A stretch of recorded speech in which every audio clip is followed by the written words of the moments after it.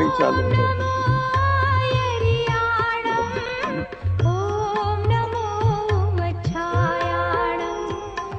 हैं?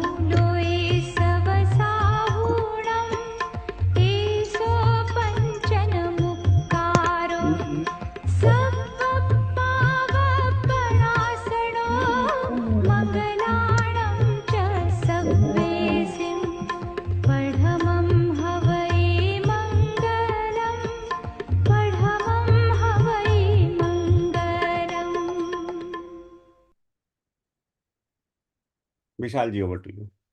या अब रिकॉर्डिंग ऑन करेंगे भैया? हाँ, ऑलरेडी लाइव है यूट्यूब पर। अच्छा, ठीक है। Okay okay. जय जैन सभी को, आप सभी का जैनिन के सेशन नंबर 132 में आपका बड़ा स्वागत है। अ, अ, इस सेशन में हम ये प्रश्नोत्तर रत्न मालिका की जो सीरीज हमने चालू की थी मार्च के बिगिनिंग में, उसका ये सेशन नंबर 3 होगा। फर्स्ट सेशन लिया था कमल जसवाल अंकल ने, सेकंड सेशन लिया था नीलेश भैया ने, जो यहाँ पर हैं। आज हमारा बड़ा सौभाग्य है कि आज वो ज्वाइन कर पाए। और आज जो थर्ड सेशन है हमारे वेरी स्पेशल नीरज भैया, नीरज जैन। तो उनका मैं brief introduction, I think all of us know him very well. He has already taken, I think, 4 or 5 sessions in Janin, and always very pleasure, and I can say from my own experience कि बड़ा सौभाग्य है कि उनसे सुनने को मिलता है, बिकॉज बड़े प्रैक्टिकल बोलते हैं, बड़े हिंदी में बोलते हैं, बड़ा दिल को छूने वाली आवाज में बोलते हैं, जो मैं कई बार बोल नहीं पाता हूँ। So Neeraj Bhaiya is by background civil engineer. He's also done MBA from Indian Institute of Information Technology and Management, Gwalior. 21 साल से वो यूके में हैं विद रानू जी के साथ में, हिज वाइफ। लगता नहीं कि 21 साल से यूके में हैं, because I was telling him कि कभी भी लैंग्वेज में नहीं तो एक्सेंट आ जाती इतने साल रहने के बाद, बट दैट जस्ट शोज कि how he is still rooted in Jainism and Indian language and culture. Basically, he worked for IBM for 8 years as application architect, and for last 10 years he's working as a freelance software and a consultant in UK. Neeraj ji एक trustee member हैं Acharya Shri Vidyasagar Digambar Jain charitable trust London के। As part of this, Neeraj ji और उनकी wife Ranu जी both, दोनों के दोनों जो हैं जैन पाठशाला चलाते हैं यूके में। Always very willing to learn. He's a seeker and he also imparts his knowledge, and very well connected to the Jainism principle, philosophy, and he is a great example of somebody who's trying to live by example, lead by example. So he's one of our dearest members. Also behind this series, because he ensures every 2 weeks we do have this session. So thank you again, Neeraj Bhaiya, and looking forward to hear from you. And over to you. Thank you very much Vishal ji, बहुत बहुत धन्यवाद। थोड़ी सी छोटा सा जीवन है, उसमें कोशिश कर रहे हैं कि थोड़ा बहुत जैन धर्म का पालन कर लें, और जो सीख रहे हैं आप लोगों के माध्यम से और जेनिन के माध्यम से, और अपन एक दूसरे से सीख रहे हैं, और अपन एक दूसरे को देखते हैं तो अपने को एक तरह से प्रोत्साहन भी मिलता है और इंस्पिरेशन भी होता है कि भाई अपन भी थोड़ा सा जैन धर्म सीखें और शेयर करें नॉलेज, तो उसी की कोशिश है। और रही बात ज्ञान की, तो अपने पास बहुत ज्ञान वाले जो लोग हैं वो अपने चारों तरफ हैं, और खासकर अपने ग्रुप में अपने मेंटोर्स हैं, और वाईके अंकल, कमल अंकल, और साथ में क्या कहते हैं नीलेश भैया जी भी जुड़े हुए हैं, और आप लोग भी हैं जो जिन्होंने शुरू किया जेनिन में। तो ये कहूँगा कि आप लोगों का ही वो पूरा श्रेय जाता है जहाँ से ये शुरुआत हुई। तो बहुत बहुत धन्यवाद। तो आज की सीरीज अपन शुरू करते हैं, और मैं अपनी स्क्रीन शेयर करता हूँ, उसके बाद अपन उस पर चर्चा करेंगे।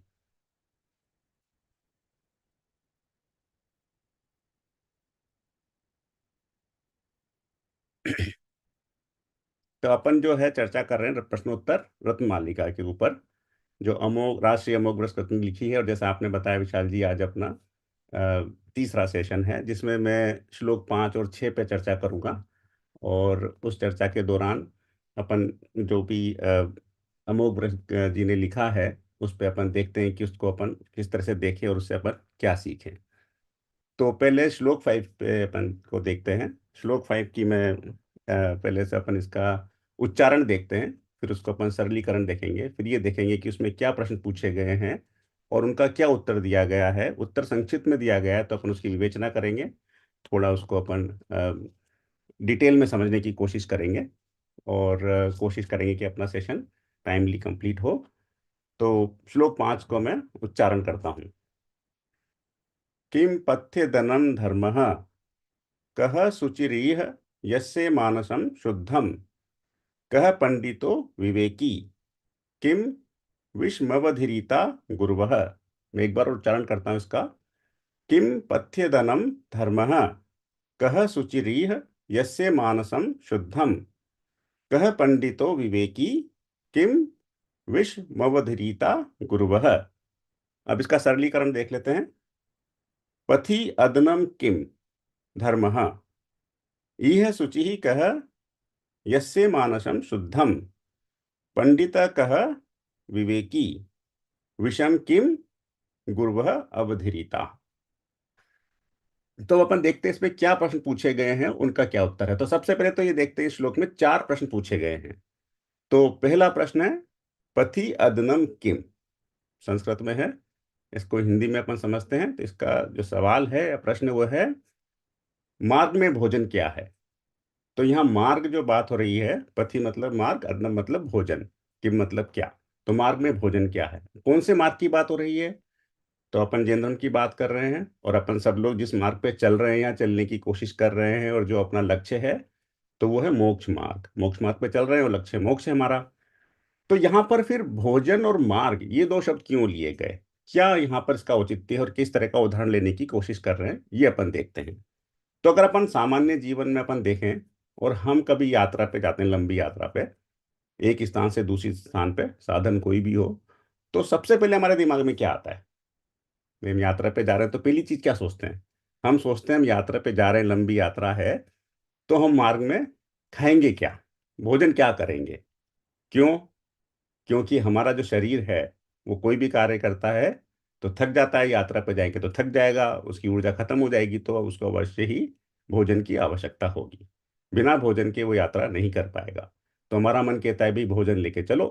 तो भोजन भी किस तरह का सोचते हैं फिर हम, जो कि शुद्ध हो, शाकाहारी हो, सात्विक हो, और ऐसा हो जो हमें बीमार ना करे, बल्कि हमें ऊर्जा दे और हम सही सलामत सही जगह पर पहुंच जाएं।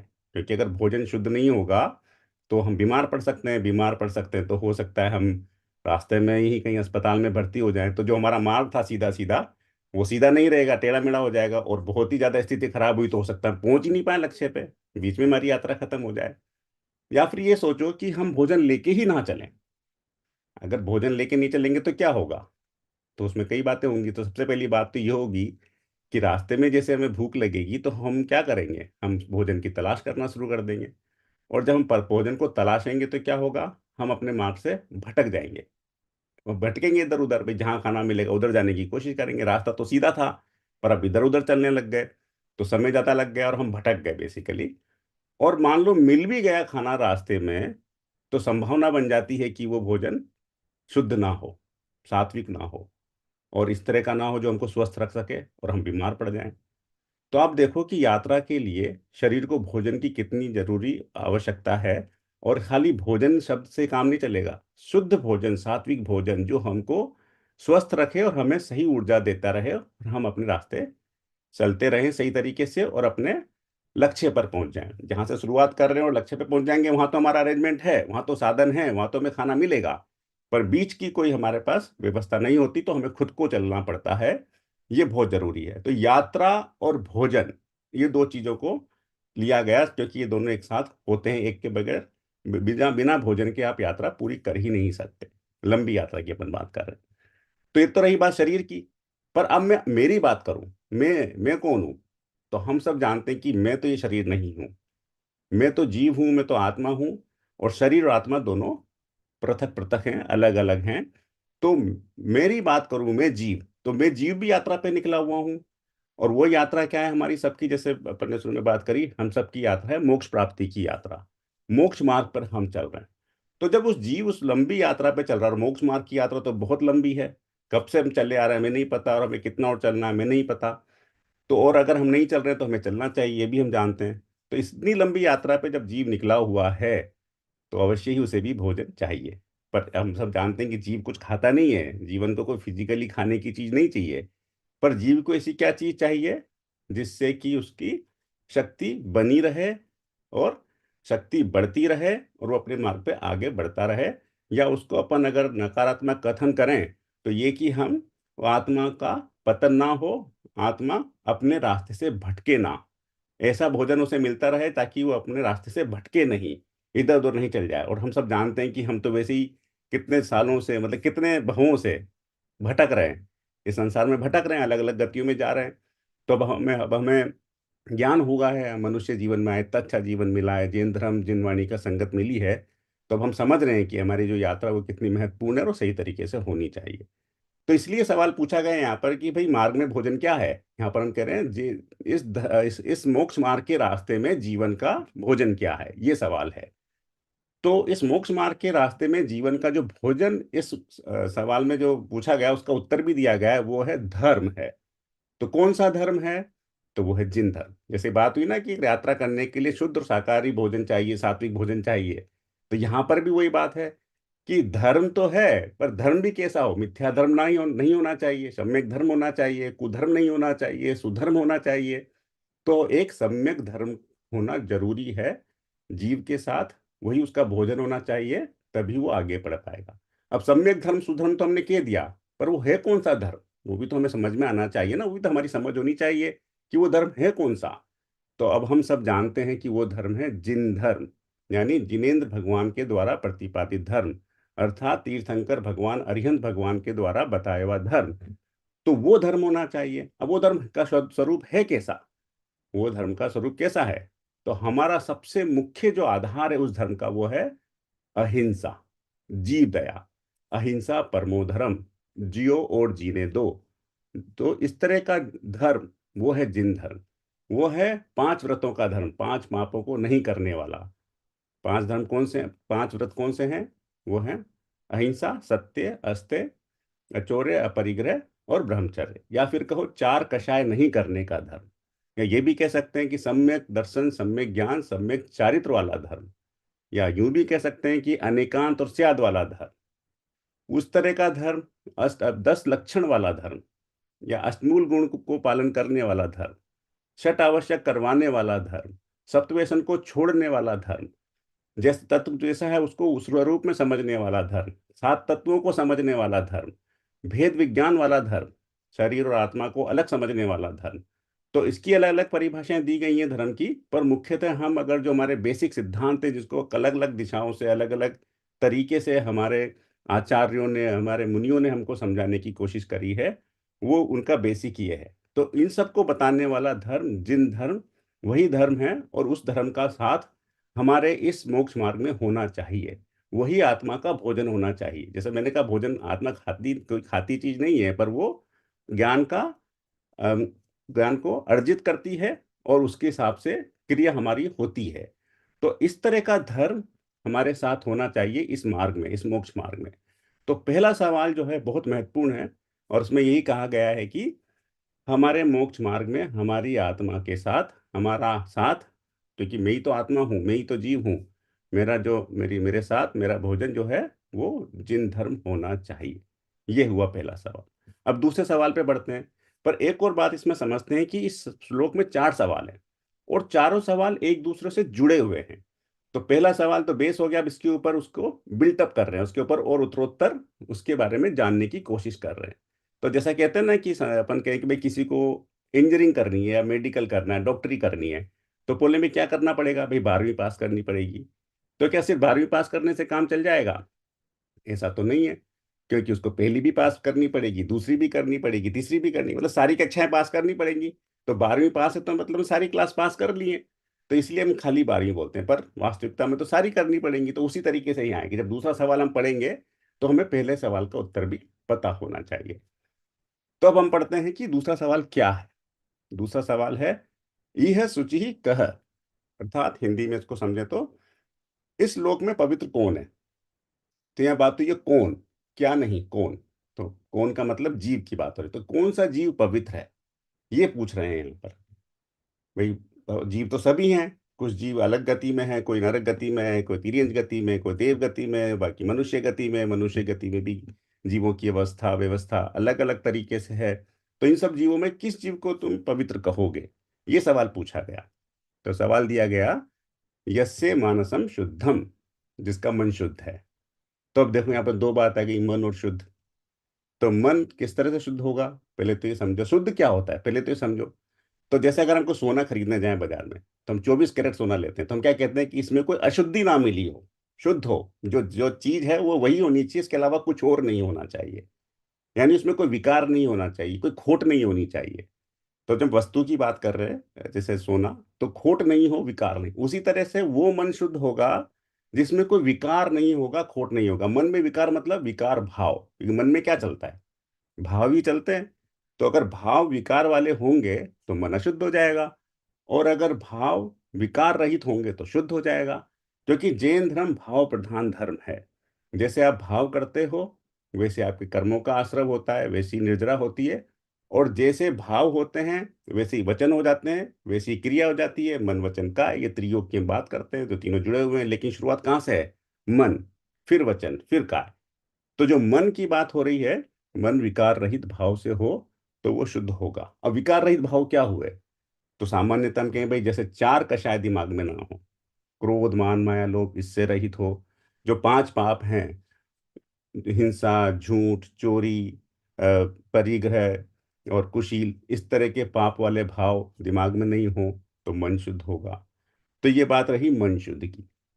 तो जब मन शुद्ध होगा तो हमारा जीवन भी, हमारा हमारा आत्मा भी पवित्रता की तरफ बढ़ेगी, और वो जीव पवित्र होगा, ये इसमें कहना चाह रहे हैं। पर ऐसा होगा कब, तो उसका आंसर है पहले वाले सवाल में, कि जब आप जिन धर्म को समझोगे, उसके हिसाब से आचरण करोगे, तो मन में भी शुद्ध विचार आएंगे और पवित्रता बढ़ेगी। तो इस तरह से सवालों का जो क्रम दिया गया है वो भी एक तरह से महत्वपूर्ण है समझने का।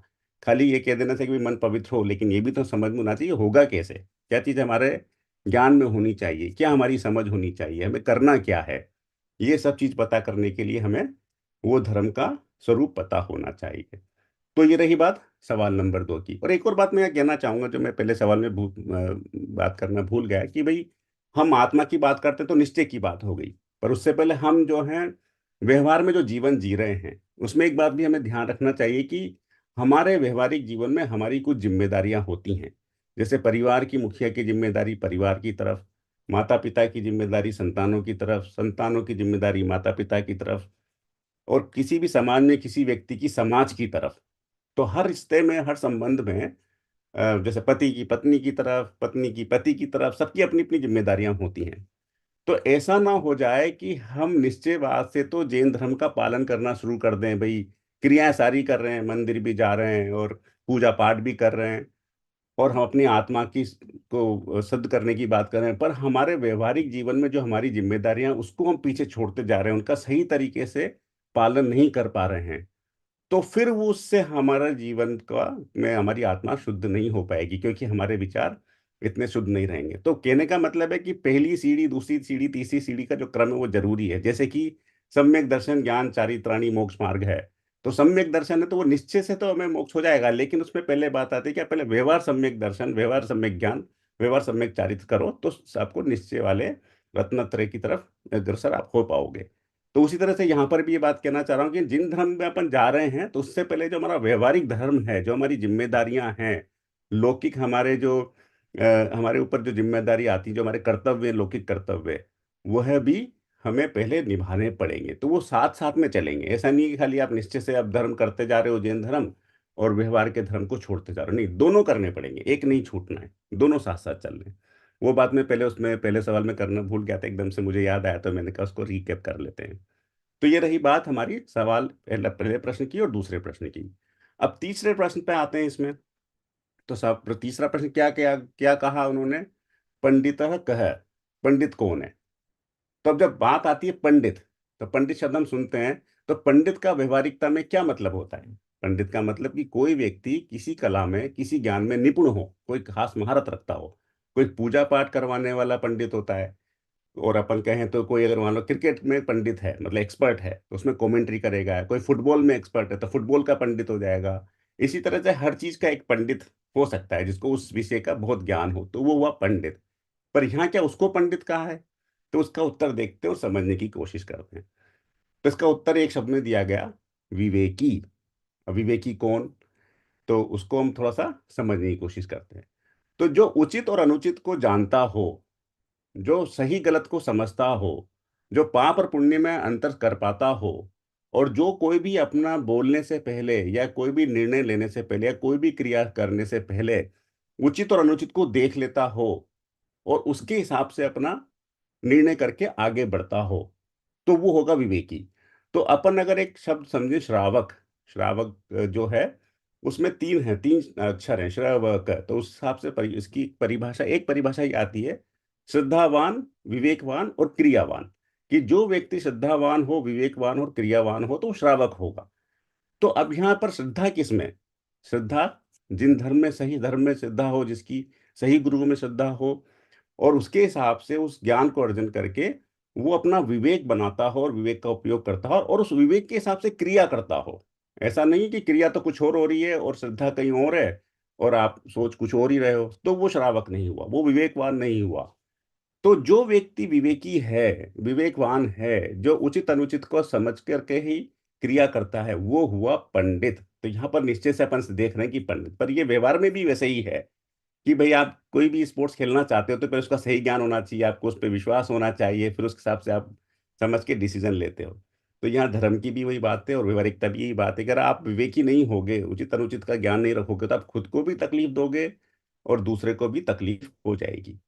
तो ये बात रही तीसरे सवाल की कि पंडित कौन है? जो विवेकी हो, जो उचित अनुचित को जानता हो और उस हिसाब से अपनी क्रिया करता हो। और अब श्लोक 5 का जो आखिरी सवाल है वो बहुत महत्वपूर्ण है, और वो अपने पिछला जो सेशन हुआ था नीलेश भैया जी ने लिया था उससे भी संबंधित है। तो इसमें सवाल पूछा गया है, विषम किम, यानी विष क्या है? विष का मतलब जहर। तो हम सब जानते हैं कि विष से क्या होता है, जहर से क्या होता है। अगर कोई जहर का सेवन कर ले तो उस जीवन का जीवन समाप्त हो जाता है, मृत्यु हो जाती है, मतलब नाश हो जाता है, खत्म हो जाता है। तो विष इस तरह की खतरनाक चीज है जिससे कि अपना नाश होने की पूरी पूरी संभावना बनी रहती है। तो यहाँ पर ये पंडित जी अपना अमोघ वृष जी ने ये सवाल क्यों पूछा कि जहर क्या है? तो यहाँ पर जहर किसके लिए पूछा गया? अब शरीर के लिए तो क्या सांसारिक क्रिया है, पर हम तो आत्मा है, तो आत्मा के लिए जहर क्या है? तो उसका उत्तर वो देते हैं, गुरुवः अवधिरिता, यानी गुरुओं का तिरस्कार, गुरुओं का अपमान। तो गुरु कौन, पहले तो ये बात करते हैं। तो पिछले सत्र में बहुत चर्चा हुई थी कि गुरु कौन होते हैं, पर संक्षिप्त में अपन देख लेते हैं। गुरु जो हमको सही मार्ग बताए, गुरु जो हमको सही ज्ञान दे, वो हुआ गुरु। क्योंकि सही ज्ञान होगा और सही मार्ग बताएंगे तभी तो हम उस मार्ग पे चल पाएंगे, तो वो मार्ग मार्ग हमारा मोक्ष मार्ग। तो हमारे गुरु कौन है? तो साक्षात में तो अभी हमारे गुरु हैं हमारे मुनि महाराज, आचार्य परमेष्टि, उपाध्याय परमेष्टि, साधु परमेष्टि। और वो कौन सा ज्ञान हमको दे रहे हैं, कौन सा ज्ञान हमको समझा रहे हैं? जो उनको तीर्थंकर भगवान की दिव्य ध्वनि जो मिल खिरी और जो तीर्थ गणधरों तक पहुंची और गणधरों ने आचार्यों तक पहुंचाई, उस ज्ञान को वो सरल करके आसान भाषा में हमको समझा रहे हैं। तो साक्षात में तो हमारे गुरु हैं हमारे साधु परमेष्टि, और शुरुआत में है हमारे तीर्थंकर परमेष्टि और अरिहंत परमेष्टि और सिद्ध परमेष्टि, क्योंकि अरिहंत परमेष्टि ही अपना कल्याण करके और वो ज्ञान दे करके सिद्ध भगवान बन गए। सच्चे देव, सच्चे शास्त्र, सच्चे गुरु, तीनों ही हमारे गुरु हैं, पर सच्चे गुरु जो हैं, जो मुनि हैं, वो साक्षात में हमारे गुरु हैं। तो आप सोचो कि अगर हम उन गुरुओं पर श्रद्धा नहीं करेंगे, जैसा वो बताएंगे हम वैसा आचरण नहीं करेंगे, उसके विपरीत जाएंगे या उनका अनादर करेंगे, तो क्या हम सही ज्ञान समझ पाएंगे? क्या हम सही ज्ञान को ग्रहण कर पाएंगे? क्या हम अपने जीवन में आगे बढ़ पाएंगे? संभव ही नहीं है। तो सबसे पहले ये कहा है कि गुरुओं का तिरस्कार मत करो। जब गुरुओं का अगर आपने तिरस्कार करना शुरू कर दिया तो आपको सही ज्ञान की प्राप्ति नहीं होगी, आपकी आत्मा का पतन हो जाएगा और आप अपने मार्ग से भटक जाओगे और इस संसार में ही घूमते रह जाओगे। जो आपका लक्ष्य है वो कभी भी पूरा नहीं, आपको पता ही नहीं चलेगा कि आपका लक्ष्य क्या है। आपको ये समझ में नहीं आएगा कि उस लक्ष्य के लिए सही मार्ग क्या है। तो इसीलिए क्या कहा गया, या ये सवाल उठाया गया कि विष क्या है, जहर क्या है, मतलब आत्मा के लिए विष क्या है। जब आत्मा का ही सही आत्मा नहीं रहेगी तो शरीर को तो अपन छोड़ ही दो। तो वो है गुरुओं का अनादर करना, गुरुओं का तिरस्कार करना। और यहाँ पर बात हो रही है सुगुरुओं की, जो हमारे सही गुरु हैं, सच्चे गुरु हैं, जो सच्चे देव, सच्चे शास्त्र का ज्ञान हमारे तक पहुंचाते हैं, उनकी बात हो रही है। तो ये चारों सवाल एक दूसरे से जुड़े हुए हैं और एक के बाद एक है, क्योंकि हम गुरुओं का तिरस्कार तिरस्कार कब नहीं करेंगे? जब हमें उचित अनुचित का ज्ञान होगा। उचित अनुचित का ज्ञान कब होगा? जब हमारा मन शुद्ध होगा। मन शुद्ध कब होगा? जब हम सही धर्म का पालन करेंगे। तो इस तरह से सवालों को क्रम से रखा गया कि पहले सही धर्म समझो, आप धर्म को समझोगे तो आपका मन शुद्ध रहेगा, मन शुद्ध रहेगा तो आप विवेकी बन जाओगे, पंडित बन जाओगे, और पंडित बन जाओगे तो आप गुरुओं का आदर करोगे, कभी भी तिरस्कार नहीं करोगे। तो ये चारों सवालों को एक साथ रखा गया इस श्लोक में। तो हम संक्षिप्त में एक बार श्लोक 5 को पढ़ देख लेते हैं, इसमें क्या कहा गया। इसमें कहा गया, मार्ग में भोजन क्या है, मोक्ष मार्ग में भोजन क्या है, धर्म है, सच्चा धर्म है, सम्यक धर्म है। इस लोक में पवित्र कौन है, इस लोक में कौन से जीव पवित्र हैं, जिनका मन शुद्ध है। पंडित कौन है, विवेकी जीव है। विष क्या है, गुरुओं का तिरस्कार करना विष है। तो इस तरह से चार सवाल इसमें पूछे पूछे गए, उनका उत्तर दिया गया, उसकी अपन ने थोड़ी विवेचना करने की कोशिश करी।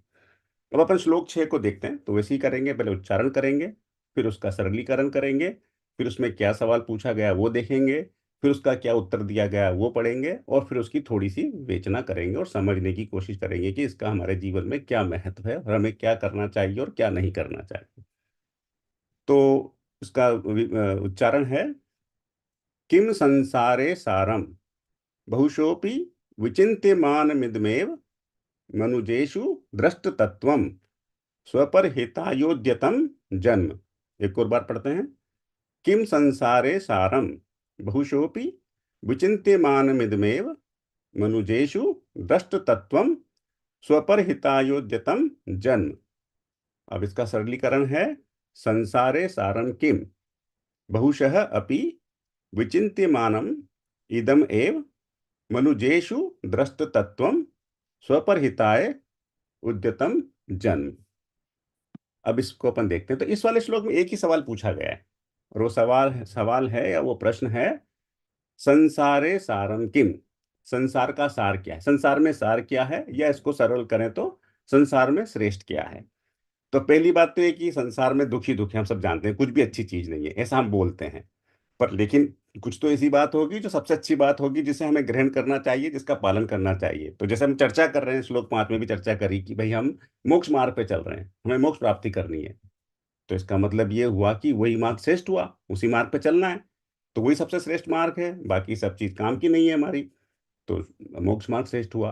पर इतना बोलना ही काफी है क्या? अगर मोक्ष मार्ग श्रेष्ठ है, तो हमें समझना चाहिए कि उस मार्ग पर चलने के लिए हमारी क्या काबिलियत होनी चाहिए, हमारी मतलब जीव की क्या काबिलियत होनी चाहिए, वो किस अवस्था में होना चाहिए, उसे क्या करना चाहिए, तभी चल पाएगा।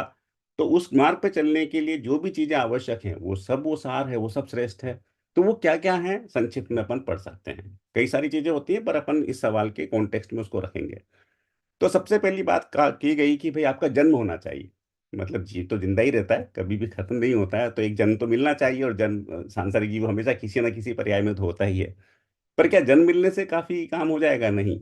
जन्म भी कैसा होना चाहिए, सही जगह पर। तो अब चार गति में जीव घूम रहा है, तो नरक गति में भी जा रहा है, तिर्यंत गति में भी गया, देव गति में भी गया, और मनुष्य गति में आया। तो इन चारों गतियों में आप देखो तो नरकी, देव और मनुष्य तो पंचेंद्रिय जीव हैं, और संगी जीव है, मन भी है। और तिर्यंत गति है, उसमें एक इंद्री से लेकर के पांच इंद्री तक होते हैं, एक से चार तक तो असंगी होते ही, ये मन नहीं होता। और पंचेंद्री में कुछ संगी होते हैं, कुछ असंगी होते हैं। तो अगर अपन ध्यान से देखें तो इन सब चारों गतियों में नरक की गति और तिर्यंत गति तो एकदम बेकार है। वो तो अपन को पता ही है कि वहां जाने से कुछ नहीं होने वाला। हम या तो बहुत क्रोध में रहेंगे नरक में, या हम तिर्यंत गति में जाएंगे तो सिर्फ मायाचारी में ही पड़े रहेंगे। तब देव और मनुष्य गति, तो देवों में भी क्या है कि कई सारी देव, कई तरह के देव हैं, हम समझते हैं, उनमें से कई देव सम्यक दृष्टि हैं। पर वहाँ एक बात यह है कि वहां पर संयम नहीं है। देव गति में आप संयम नहीं हो सकता, तो वहां से सीधी मोक्ष प्राप्ति नहीं हो सकती। अब रही बात मनुष्य गति की, तो मनुष्य गति ही एक ऐसी गति है जहां पर हम संयम कर सकते हैं, तप कर सकते हैं, साधना कर सकते हैं, मोक्ष मार्ग पे चल सकते हैं और आगे बढ़ सकते हैं। तो ये बात तो समझ में आ गई कि भाई मोक्ष मार्ग पे चलने के लिए मनुष्य गति सबसे श्रेष्ठ है। पर क्या इतना ही काफी है? मनुष्य में तो हम, अगर हम पूरे संसार, पूरे जो जैन धर्म के हिसाब से सृष्टि है उसकी बात भी ना करें, जो हमें दिख रही है प्रत्यक्ष में उसकी बात करें, ये पृथ्वी की जहाँ हम रहते हैं, 7 बिलियन लोग रहते हैं। तो क्या सभी को जैन धर्म का ज्ञान है, या जिनवाणी का ज्ञान है, या उसकी संगत मिल रही है, या सच्चे गुरु मिल पा रहे हैं? तो हम देखेंगे कि नहीं, बहुत कम जीव हैं जिनको जिनवाणी की संगत मिल रही है, जिनवाणी का ज्ञान मिल रहा है। और उनमें से भी सभी लोग उसका शायद उपयोग नहीं कर पा रहे होंगे, और उस तरह से आचरण नहीं कर पा रहे होंगे। लेकिन मैं कहता हूँ कि जितने भी हैं, जो कर पा रहे हैं, जिनको संग, वो सबसे भाग्यशाली हैं। तो इसका मतलब ये हुआ कि वो मनुष्य जीव जो जिनवाणी की संगत में, सच्चे देवों, सच्चे गुरुओं की संगत में रह रहे हैं, वो सबसे श्रेष्ठ हुआ, वो सबसे श्रेष्ठ चीज वस्तु हुई इस संसार की, वही सार हुआ। पर यहाँ पर जो अमोघ वर्ष जी उससे भी आगे जाते हैं, वो कहते हैं इतना भी सफिशिएंट नहीं, और वो हम भी समझते हैं इस बात को, कि वो समझने, वो निर्वाणी का ज्ञान होने के बाद हमें सबसे पहले क्या करना है, कि मनुष्य भव में तत्व को देखना है। कौन से तत्व को? आत्म तत्व को। उस ज्ञान को प्राप्त करके हमें समझना चाहिए, या समझने की कोशिश करनी चाहिए कि मनुजेषु दृष्ट तत्वम, मनुष्य भवों में तत्व को देखना, आत्म तत्व को देखना, कि मैं जीव हूं, मैं आत्मा हूं, और ये शरीर मेरा नहीं है, मैं इससे अलग हूं। भेद विज्ञान करने की बात। तो ये हुआ कि आप मनुष्य भी बन गए, संगत भी मिल गई, जिनवाण भी पढ़ ली आपने, लेकिन अब आपको जो है आत्म तत्व को देखना है, भेद विज्ञान करना है। यहां तक भी हो गया, पर एक और कदम आगे जाना है, कि खुद का हित करते हुए आपको अपने जीवन का उपयोग दूसरों के हितों में भी लगाना है। दूसरे जीव हों, उनको भी आपको उस मार्ग पे चलाना है, या उस मार्ग पे चलने के लिए उनकी सहायता करनी है, जैसे भी बन पड़े, जो भी आपकी काबिलियत हो, जो भी आपकी स्थिति हो। तो स्व पर हित के लिए जीवन उद्धत रखना है। स्व पर हिताय उद्यतम, उद्यतम जन, इस जन्म को दूसरों जीवों के और खुद के जीवन के उद्धार में लगाना है, वो कह रहे हैं। तो अगर हम देखें, तो हमारे तीर्थंकर परमेष्ठी, हमारे अरिहंत परमेष्ठी, जो हितोपदेशी हैं, उन्होंने खुद का उद्धार किया, और साथ में उन्होंने दिव्य ध्वनि के माध्यम से हमको उपदेश भी दिया, जो गणधर भगवानों के माध्यम से, आचार्यों से होते हुए, मुनियों से होते हुए हमारे पास पहुंची। तो उन्होंने खुद का उद्धार भी किया और हमारा भी किया, और वो सिद्ध परमेष्ठी बन गए।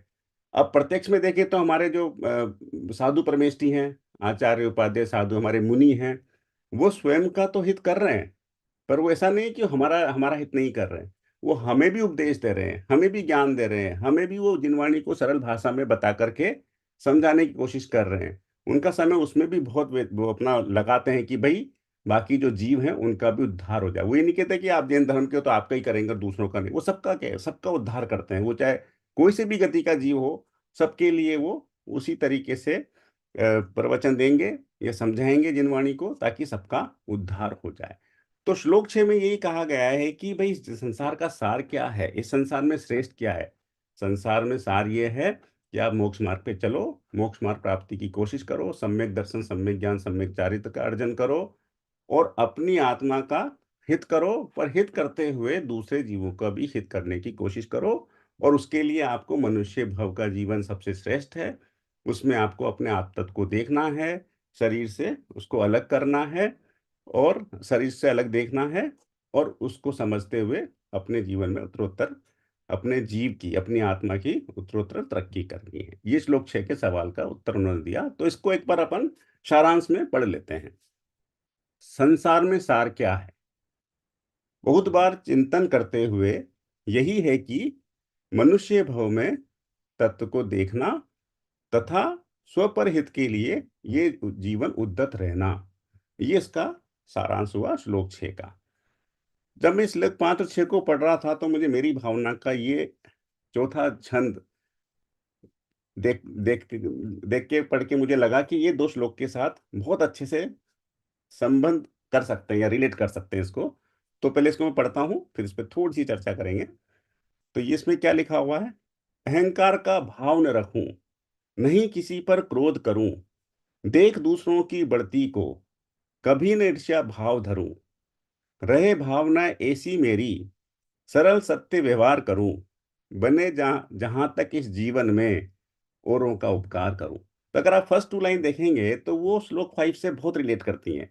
उसमें यही कहा गया है कि भाई अपने मन में विकार भाव मत लाओ, मन को शुद्ध रखो, और विवेक का उपयोग करो। विवेक का उपयोग करते हुए अपने गुरुओं का आदर सत्कार करो। और फिर दूसरी दो लाइन में क्या कहा, कि मेरी भावना कैसी हो, कि एकदम मैं धर्म का पालन करूं, सरल सत्य रहूं, और साथ में दूसरों का भी उपकार करूं। और वही बात श्लोक 6 में कही गई है। तो मुझे लगा कि शायद ये मेरी भावना का ये जो चौथा छंद है, या चौथा चौथा श्लोक है, वो अमोघ वर्ष, राशि अमोघ वर्ष कृत प्रश्नोत्तर रत्नालिका के श्लोक 5 और 6 से हम उसको जोड़ सकते हैं। ये मुझे लगा। तो मैं अपनी बात को यहाँ पर विराम दूंगा और अपन चर्चा को आगे बढ़ाते हैं। विशाल जी, आप और। Thank you so much Neeraj भैया। I was talking to you before, मैंने बोला कि मुझे, मैंने भी दो लास्ट सेशन ज्वाइन नहीं कर पाया, मुझे लगा कि बड़ा डिफिकल्ट है, but you made it so easy at least to understand. I know living is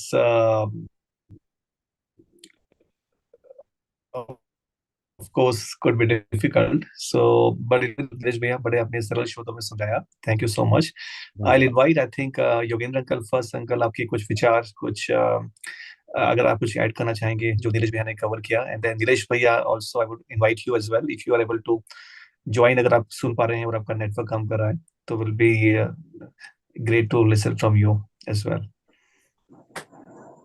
हाँ योगेंद्र भैया, योगेंद्र अंकल। जय जिनेन्द्र। जय जिनेन्द्र। जय दिन।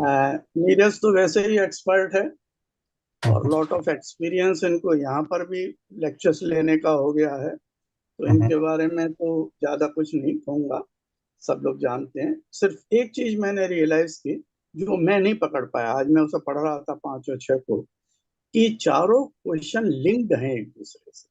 वो नीरज ने बहुत अच्छी तरह समझाया, जिसको मैं नोटिस नहीं कर पाया। और नीरज भाई से एक चीज पूछूंगा मैं, ये अमोघ वर्ष जी ने ये जो रचना करी है, पंडित की थे तब की या जब मुनि थे तब की? हाँ, ये जब राजा थे तब की या हम्म मुनि थे तब की? इसका उत्तर तो मेरे पास नहीं है अंकल। अपने पहले सेशन पे इस पे चर्चा हुई थी जब कमल अंकल ने इसकी हिस्ट्री बताई थी। हम्म तो शायद ये सवाल पे अपन चर्चा नहीं कर पाए उस वक्त कि उन्होंने कब की थी। तो ये शायद अपन जब हम्म कमल अंकल आएंगे तो उनसे पूछेंगे कि महत्वपूर्ण हम्म। सवाल है ये, अपने को समझने की बात है ये। नीलेश भाई जब उनका मेरे बाप बोले तो थोड़ा इस पे अगर उनके पास कुछ हो तो बताएं इसको, है ना? अब अपन इस पे आते हैं। मुकुल भाई हैं? मुकुल, आप ज्वाइन कर रहे हैं ना? नाम तो हाँ देखा जय। था मैंने, मुकुल। हाँ हाँ। मुकुल जय हैं? मैंने ज्वाइन कर रखा है, हाँ। यस। जय जिनेन्द्र। मैंने आपको एक फोन भी किया था पहले सेशन के बाद, क्योंकि ठीक। आपके बाद मेरा नंबर सेव नहीं होगा तो आपने अटेंड नहीं किया, पर मैंने सोचा दोबारा नहीं करूंगा, क्योंकि आज ही आपकी यहाँ खींचातानी करूंगा। अच्छा पिछली अच्छा।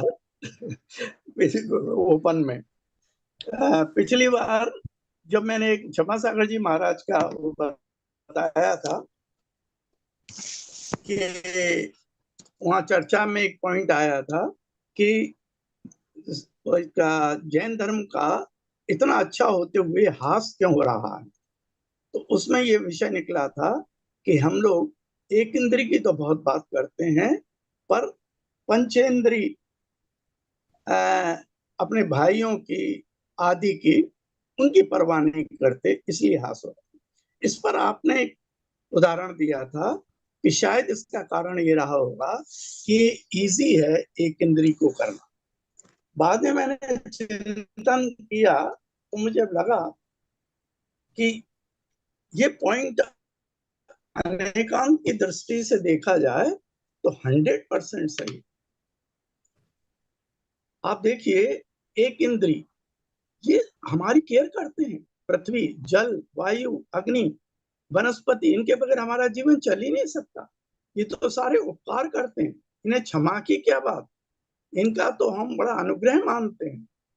तो इसलिए शायद आचार्य भगवानों ने पहले एक इंद्री पर जोर दिया और इतना ज्यादा जोर दिया कि एक इंद्री की 5 कैटेगरी बनाई और बाकी सबकी एक कैटेगरी त्रस्त कर दी, जिससे मनुष्य भी आए, नारकी भी आए और देव भी आए।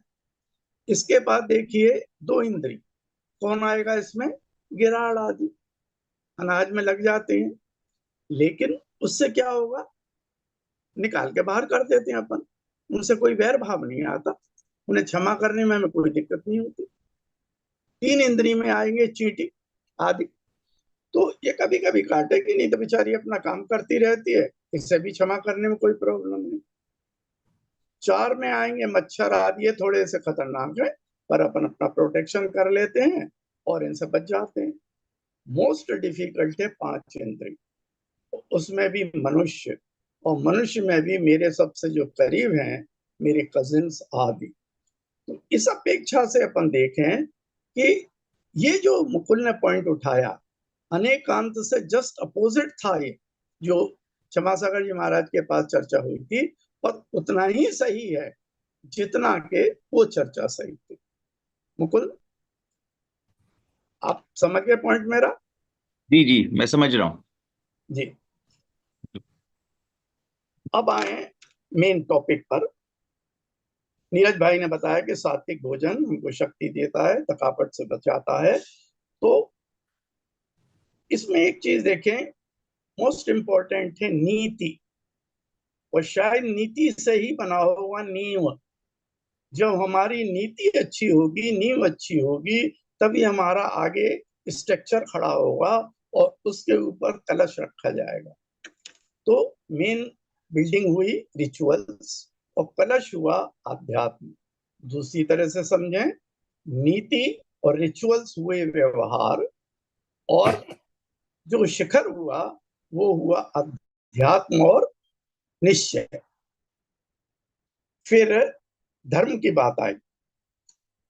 धर्म कौन सा? वीतरागता वाला, जो आगम में लिखा हुआ है। ये नहीं कि मैं क्या सोच रहा हूं मेरा धर्म क्या है और चोर का धर्म क्या है।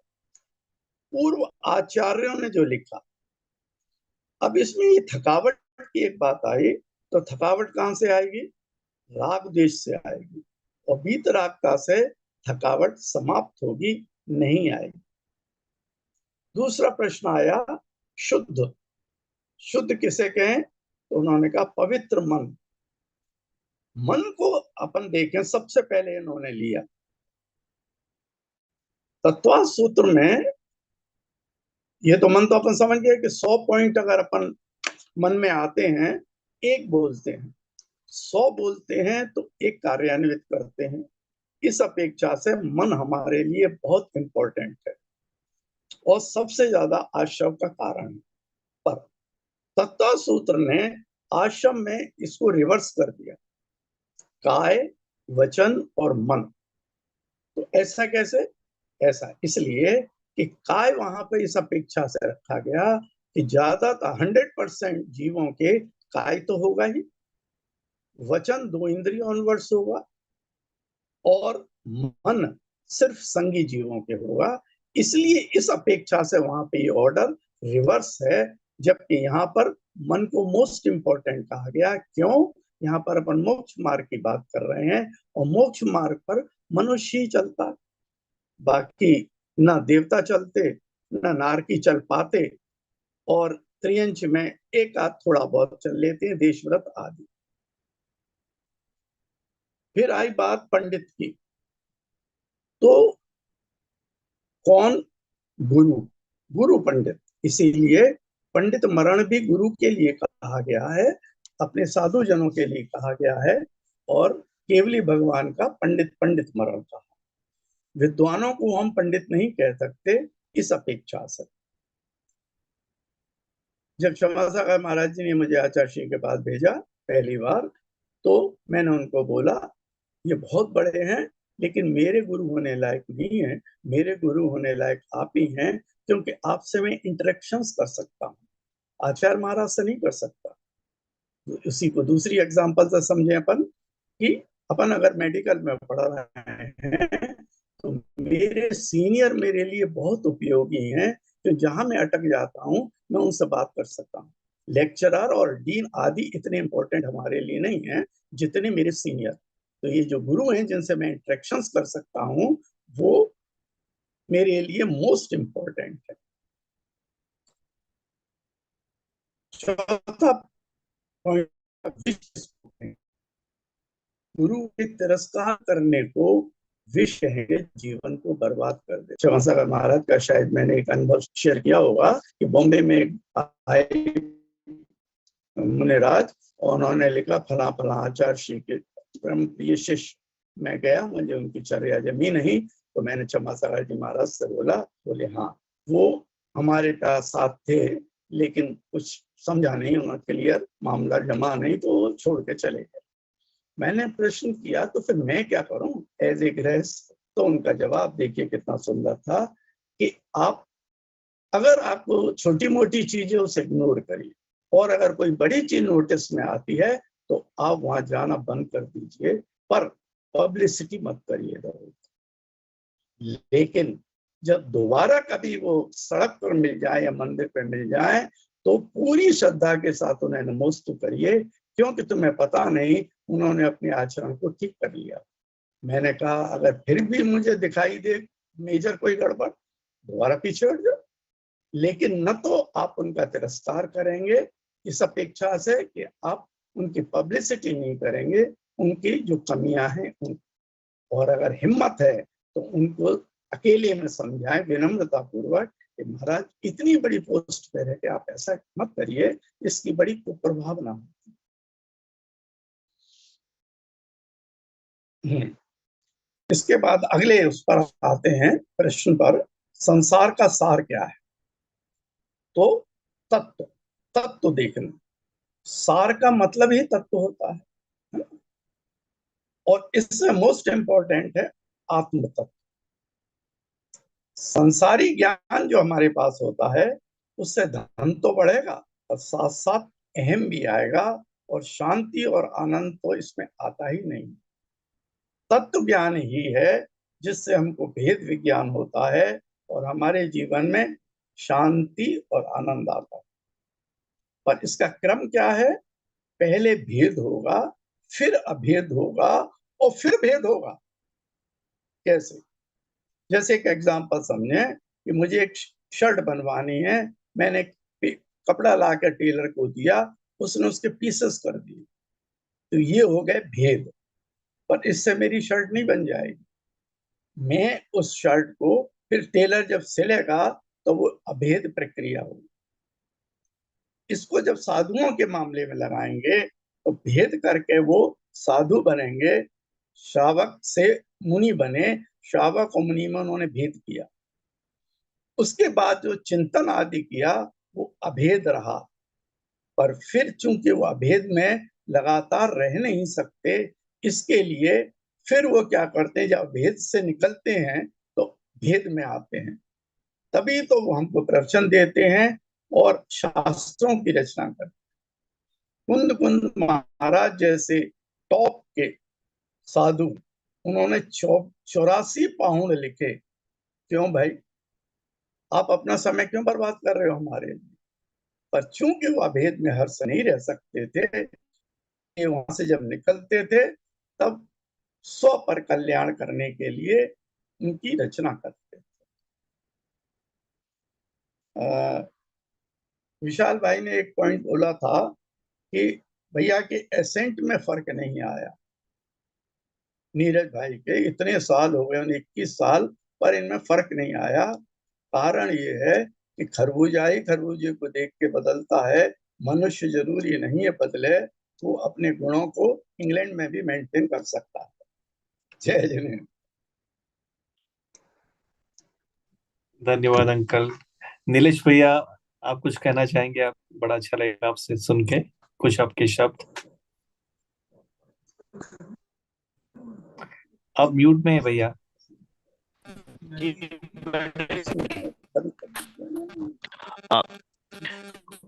जैसे एक प्रश्न शायद पूछा गया था कि ये उन्होंने दीक्षा के पहले लिखी कि दीक्षा के बाद लिखी है, प्रश्न आया था ना? हाँ जी। जी। तो इसी ग्रंथ की प्रशस्ति के आखिरी जो पद है ना, वो इसी संदर्भ में है कि जिन्होंने बुद्धिपूर्वक, और इसी जो हम पढ़ रहे हैं पूज्य ब्रह्म सागर महाराज साहब जी ने भी उसका स्पष्टीकरण ये किया है कि दीक्षा के बाद लिखी थी, क्योंकि पद ऐसा है कि ये अमोघ वर्ष राजा वो हैं जिन्होंने बुद्धिपूर्वक अपना राज्य छोड़ा था। और हाँ, जैसे एक बार बात हुई थी पहले कि इसी तरह का इसी नाम से ग्रंथ मिलता है, उनका ये शंकर, आचार्य शंकर के संबंध में कहते हैं कि ये ग्रंथ आचार्य शंकर का है। तो एक हीराचंद वाचस्पति, हीराचंद ओझा करके बहुत बड़े लेखक हुए हैं, उन्होंने एक लेख लिखा हुआ है कि नहीं, ये ग्रंथ अमोघ वर्ष जैन महर्षि का होना चाहिए, और प्रमाण के तौर पर उन्होंने ये प्रस्तुत किया है, क्योंकि एक तिब्बत में भी इसी नाम से ग्रंथ मिलता है, तिब्बत में, और उसमें भी यही लिखा हुआ है कि वो राजा अम्बरीश जिसने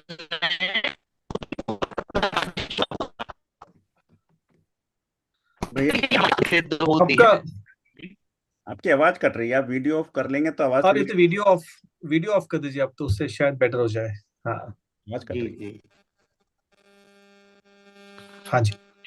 जी भैया जी, आवाज आ रही कि भाई कि जैन चाचा मेरे हाथ जरा खड़ा कर दें तो ठीक है। बेटर अब बढ़िया आ रही बेटर है। आ रही। जी चाचा जी, तो मैं कह रहा था कि महाराज साहब ने इसी के आखिरी प्रशस्तियों में लिखा हुआ है कि अमोघ वर्ष जिन्होंने बुद्धि पूर्वक राज्य छोड़ा हुआ था।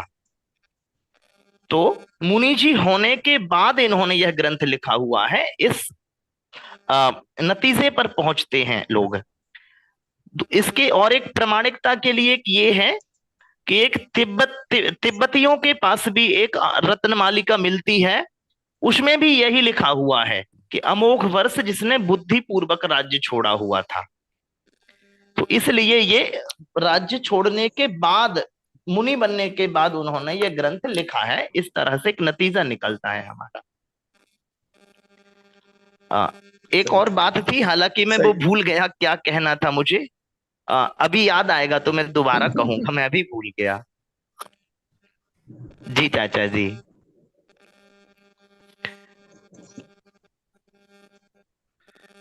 चलिए, जब तक किसी और क्या कोई। धन्यवाद भैया, विशाल भाई। धन्यवाद भैया, धन्यवाद uncle ji. So I think question from the group, if anyone has any question. मेरा एक क्वेश्चन था, maybe I can start while people are thinking, कि अंकल आपने भी टच अपॉन किया था कि कई बार जो कहा ना नीरज भैया ने कि तिरस्कार जो है एक विष के समान है, और कई बार मेरे साथ होता है कि वो श्रद्धा के भाव नहीं आते हैं, राइट? जबकि मुझे लगता है कि मुझे क्यों नहीं आ रहे श्रद्धा के भाव, या तो कई बार आपके मन में विकल्प आ जाता है कि चर्या देख के या कुछ देख के, और may be I feel like sometimes I over analyse, जबकि आपका होना चाहिए कि गुण ग्रहण का ध्यान रहे, दृष्टि न दोषों पर जाए। बट कई बार गुरु के देखे, कई बार आपका वो एक कई बार भक्ति भाव आता है जो मेरे कई कई in many instances I feel that is lacking. तो इस केस में देखा जाए तो एक तरह से मन के स्तर पे वो फिर भी वो नहीं है, राइट? तो तिरस्कार का भाव तो नहीं है क्योंकि I keep quiet generally, right? But लेकिन मन के स्तर पे श्रद्धा भाव नहीं आता। तो ऐसे केस में हमें क्या करना चाहिए, मतलब कि how to deal with it differently actually is a question I have. पहली चीज तो विशाल ये है कि वो विष नहीं है, क्योंकि आप तिरस्कार नहीं कर रहे, श्रद्धा डेवलप नहीं हो रही। ऐसा बहुत सारे कारण हैं कि उनका चारित्र इतना अच्छा ना हो, पका हुआ ना हो। इसमें कोई बुराई नहीं है। जब तक मैं कन्विंस नहीं होऊंगा तब तक मैं हर किसी को इक्वल ग्रेडिंग नहीं दे सकता। 33% से लेके 99% तक की चीजें हैं, सबको एक नहीं मानूंगा, एक कैटेगरी में नहीं रखूंगा। लेकिन उनकी मैं पब्लिसिटी नहीं करूंगा कहीं पर, है ना? उसमें से जितना भी मैक्सिमम मैं ले सकता हूँ उतना मैक्सिमम लूंगा और पीछे हट जाऊंगा। और दूसरा पॉइंट ये कि आज की तारीख में कुछ ऐसे मुनिराज और आचार्य भी अवेलेबल हैं जिनका आचरण टॉप क्वालिटी। इवन आप बड़े आचार्यों की तो बात छोड़ दीजिए, ये नीलेश भैया के जो गुरु जी हैं, अपने क्या नाम भैया, मंगलानंद जी महाराज, इसी दिन आप उनके कुछ दिन उनके सानिध्य में रहें, बिल्कुल लोअर कैटेगरी में, बहुत कम लोगों ने जानते हैं, पर उनका जब आप देखेंगे आचरण तो आपकी श्रद्धा के भाव अपने आप उमड़ पड़ेंगे। आचार्य विद्यासागर जी के संग में तो 99% लोगों का ये हाल। तो मेरा सजेशन ये है कि आपको जहाँ नहीं जमा आचरण उनको पीछे हटिए, लेकिन उनसे जरूर जुड़िए जिनका आचरण आत्मानुसार है। तो धीरे धीरे गुरु के लिए, मुनि पद के लिए आपके अंदर भाव अच्छे उमड़ने लगेंगे और उनकी इम्पोर्टेंस आप देने लगेंगे। कुछ उनको छोड़ दीजिए जिन हल्कापन है ना। ठीक बात, ठीक बात। और ये भी अंकल बोलते हैं कि आपको अगर आगे बढ़ना है तो आपका एक गुरु होना बहुत ही जरूरी है। बिना हाँ, गुरु आपका वो कभी आपका वो मैंने जो एक विशाल हाँ इंटरेक्शन का वाला पॉइंट दिया था ना, वही। हाँ आप ये हाँ बताइए कि आप डिस्कस किससे करेंगे? मेरे अंदर हाँ, विकारी भाव हैं, मेरे हम्म, अंदर कमियां हैं, ये मैं आम आदमी से नहीं डिस्कस कर सकता, ये हाँ गुरु से ही कर सकता। रीजन इज कि आम आदमी तो उसको लेके हो सकता उड़ जाए, पब्लिसिटी कर हम्म, दे, पर गुरु का अपना कोई इंटरेस्ट नहीं, वो तो हमारे हित हाँ के लिए करें, उनसे हम कुछ हम्म नहीं बात कर सकते। मैं तो क्षमा हम्म सर महाराज सब बातें करता था जिनको हम्म मैं शर्मा किसी से भी, अपनी माँ से नहीं कह सकता, बड़े भाइयों से भी नहीं कह सकता, तो तभी हम्म उनका निवारण होता है। तो गुरु हम्म इस अपेक्षा से बहुत इंपॉर्टेंट है, लेकिन हम्म उसके सिलेक्शन में आपको सावधानी रखनी पड़ेगी और हम्म उसका खुद का आचरण बहुत ढंग का हो, लगभग परफेक्ट के करीब हो, पंचम काल की अपेक्षा, है ना भैया? हम्म। Thank you uncle. क्वेश्चन किसी का ग्रुप में?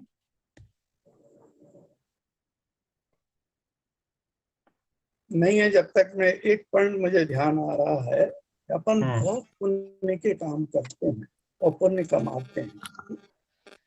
मैं 78 साल तक खूब पुण्य कमाए, पर जिस समय मेरी आयु बंद हो, उस समय अगर मेरे भाव जरूरत से ज्यादा खराब हो गए, तो मेरी अधोगति हो सकती है, त्रियंच गति या नरक गति। हम्म तो इससे होगा क्या? अगर त्रियंच गति में बना तो मैं कुत्ता बनूंगा, लेकिन एसी कार में चलूंगा, क्योंकि मैंने पहले खूब अच्छे अच्छे धार्मिक कार्य किए हैं, दान आदि किए, दान पूजा, लेकिन खुदा न खास्ता इतने खराब हो गए कि मुझे नरक गति बनी, तो मेरा जितना भी पॉजिटिव है वो सब जीरो हो जाए। तो इसलिए मेरा एक ही आग्रह और एक ही सुझाव, कम से कम इतने हम न गिर जाएं कि मुझे नरक जाना पड़े, वरना जिंदगी भर की जो कमाई है एक क्षण में जीरो हो जाए। राइट? हाँ जी तो इसका भैया मतलब लोग। जो आपने कहा था अंकल की जो स्वपर के हित के लिए काम करना बड़ा जरूरी है, तो हमारे लिए जो बोलते हैं कि हम अपना तो स्वाध्याय करें, आत्मा के उसमें लगे रहें, लेकिन एक जो पुण्य अर्जित करते रहें, राइट, टू बैलेंस आउट, कि जो भी हम डायरेक्टली इनडायरेक्टली कर देखिए, रहे हैं वो बड़ा जरूरी है। आप जब तक फाउंडेशन नहीं बनाएंगे तो बिल्डिंग खड़ी किस पर हो? ये पुण्य वही हम्म फाउंडेशन है, अगर वो मजबूत हम्म नहीं होगी। आप देखिए पुण्य कहाँ तक जाता है? 14वें गुण स्थान के अंत तक। अनंत हम्म भगवान को 14वें गुण स्थान के अंत तक, तब जाके खत्म होता है। हम्म इसलिए हम सफिशिएंट पुण्यों को तो साथ साथ जमा करें, और ये ध्यान रखें कि हम इतनी न गिर जाए कहीं कि हमको त्रियंच और नरक गति में जाना। त्रियंच में तो फिर भी कम से कम एसी कार मिल जाएगी, लेकिन नरक में तो सब कुछ हमारा किया कराया जीरो होगा। तो दो सावधानी बरतनी है, थोड़ा पुण्य बढ़ाना है और अपने गिरने की लेवल को कम करना। ठीक है। भैया चाचा कुछ कहना चाह रहे हैं? भैया हाँ जी। जी। अ, और एक और बात है ना तिरस्कार के संबंध में। अ, समंतभद्र मुनि महाराज साहब लिखते हैं, ना धर्मो धार्मिक कैर बिना, कि धर्मी के बिना धर्म भी नहीं होता है। तो वो अ, बड़े रूप में नहीं, लेकिन एक छोटे तौर पे धर्म के अधिष्ठान के तौर पे तो सामने आते ही है ना। सही। तो अगर उनका एक हम महाराज साहब, मंगलानंद महाराज साहब सुनाते हैं, जब वो दिल्ली में थे तो एक अ, अध्यक्ष थे मंदिर के, तो वहां पर एक संघ आया मुनि जी लोगों का। तो ग्रामीण परिवेश से एक मुनि जी थे उस संघ में। तो हुआ यो, बहुत पुरानी घटना है, तब वो चाचा जब घास के वो लेते थे ना, घास ओढ़ते बिछाते थे, तो सवेरे जब महाराज साहब के साथ में उस घास की सफाई करते थे ना, तो उसमें बीड़ी मिली। एक दिन बीड़ी मिली, फिर दूसरे दिन भी उसमें एक बीड़ी मिली। लोगों ने सोचा ये चौकीदार लापरवाह है, बीड़ी पी करके महाराज घास में छुपा देता है। हुआ यूं, जब तीसरे दिन देखी गई तो वो पता ये चला कि वो महाराज साहब ना चौकीदार के जो बिंडल था उसमें से चुरा करके वो पी लेते थे। अच्छा। हाँ, ग्रामीण परिवेश से आते थे, तो महाराज साहब ने तो देख लिया था, यो अध्यक्ष भी थे वहां के। तो सब और युवकों ने कहा जो कमेटी में थे कि इनको कपड़े पहना के भगा दिया जाबे। इन्होंने आचार्य से कहा महाराज साहब इसको क्या प्रायश्चित है वो आप अब देख लीजिए। तो उन्होंने कहा उन महाराज साहब से कि आप मौन रहेंगे, एक तो आज के बाद मंच पर कभी नहीं आएंगे, और जब छुल्लक जी के आहार हो जाएंगे ना उसके बाद तुम आहार को उठोगे। तो चाचा उन्हें इतना ज्यादा गिल्ट फील हुआ, और महाराज साहब कह रहे अगले 1 साल में आचार्य महाराज श्री जी की तो तपस्या एक तरफ थी, 1 साल में उन्होंने मौन के कारण, एकांत वासे के कारण इतना उत्तम ज्ञान अर्जित किया, और चरित्र में वो निखार आया कि मुझे लगता है कि कभी आचार्य को भी पश्चाताप हो रहा होगा कि इसको ऐसा अवसर मैंने क्यों उपलब्ध करवा दिया, क्योंकि इतनी उत्तम साधना हो गई थी उनकी। और उन्होंने फिर सार्वजनिक मंचों पर ये खुद को उदाहरण के तौर पे भी प्रस्तुत किया कि मेरे संबंध में मैंने ये तरह की जीवन देखे हैं कभी। तो बहुत अगर हम बहुत उसको बहुत बढ़िया बात आरंभिक, है। जी जी, आरंभिक तौर पे जैसे सामान्यतः अभी तिरस्कृत कर देते हैं, अगर उस ढंग का कर दे तो हो सकता वो कहीं विधर्मी साधु भी हो सकते थे या कुछ और हो सकते थे, जो भी हो। तो इसलिए बहुत वो सही, बहुत। भावना की ना धर्म हो। और शांति सागर महाराज साहब हमें जो हमारे थे ना दिवाकर जी थे, चारित्र उनसे उन्होंने विद्वान। पूछा था। हाँ, तो उन्होंने पूछा था कि महाराज साहब अगर ऐसी स्थितियां आती हैं तो क्या करना चाहिए। तो महाराज साहब ने भी, शांति सागर महाराज साहब ने कहा था उपेक्षा करनी चाहिए उनकी, ओके। आहार के और विहार के मामले में नहीं, अपितु जैसे सामान्य प्रवचन है तो हम उनको नहीं सुनने जाएंगे, बाह्य वृत्ति में हम नहीं जाएंगे, जहां पर उन्हें प्रतिष्ठित होने का अवसर मिलता है उन अवसरों पर उनकी उपेक्षा करेंगे, तो उन्हें ये होगा कि निश्चित ही ये मेरे चरित्र के कारण मुझे इस तरह की स्थितियां झेलनी पड़ रही हैं, तो वो उससे बाहर निकलने का प्रयास करेंगे। बिल्कुल सही, बहुत सही। और जी ये चाचा। स्थितिकरण का इतना सुंदर एग्जाम्पल है, मुझे सुनाया नहीं आपने पहले कभी। बहुत अच्छा मुझे लगा एग्जाम्पल। शायद बड़े महाराज साहब ने सुनाया हो कभी नहीं आपको। नहीं नहीं नहीं सुनाया, नहीं सुना। जी बहुत चाचा। अच्छा एग्जाम्पल। जी विशाल भाई। हाँ जी, पुण्य किसी उपाधि, और का कोई क्वेश्चन है? हाँ पुण्य हाँ उपाधि की जो इस बात आई ना, हाँ, उसमें एक बस एक बात कहना चाहूंगा। एक स्वाध्याय में चर्चा आई थी कि आप पुण्य का उपयोग करें, उपभोग ना करें। क्योंकि आप पुण्य तो एकत्रित करते जाते हैं और आपका पुण्य हो जाता है और आप अच्छी स्थिति में चले जाते हैं, तो उसके बाद आप उसको व्यर्थ व्यर्थ में खर्च ना कर दें। उसका उपयोग करते हुए उसको और बढ़ाएं और दूसरों के उत्थान में उसका उपयोग करें। तो उपयोग और उपभोग की बात आई है पुण्य को लेकर के। नहीं, बहुत नीरज अच्छा। भाई इसमें ये है ना कि पुण्यानुबंधी पुण्य का कर रहा है।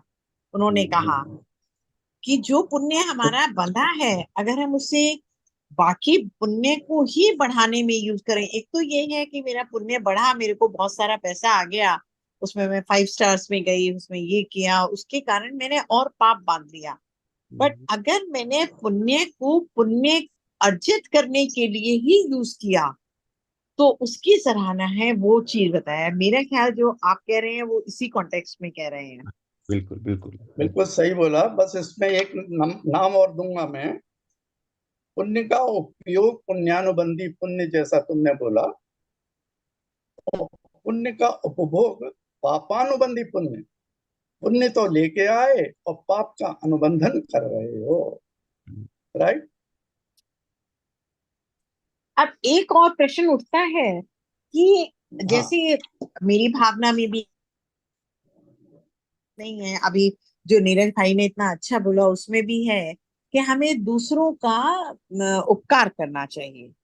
तो ये जो कॉन्टेक्स्ट कहा गया उपकार करना चाहिए, ये केवल व्यवहार से कहा गया कि हमारा इतना उदार मन होना चाहिए कि दूसरों का हम उपकार करने का प्रयत्न करें, भाव करें, परंतु मुझे अंदर से ये लगता है दूसरे का उपकार भी हम तभी कर पाते हैं जब दूसरे का पुण्य होता है, तभी कर पाते हैं। नहीं तो हम भाव तो करते हैं कि दूसरे का उपकार करें, दूसरे की हेल्प करें, परंतु कोई ना कोई निमित्त ऐसा बन जाता है कि हम उसका उपकार नहीं कर पाते। तो हाँ, हम अपने भावों के तो मालिक हैं, हमें अपना भाव रखना चाहिए कि दूसरे का हम जितना हो सके उपकार करें, परंतु हम ये कह नहीं सकते कि व्यवहार में उसका उपकार कर ही पाएंगे, क्योंकि वो उसके पुण्य पे डिपेंड करता है कि उसका लाभ अंतराय का उदय है या नहीं है।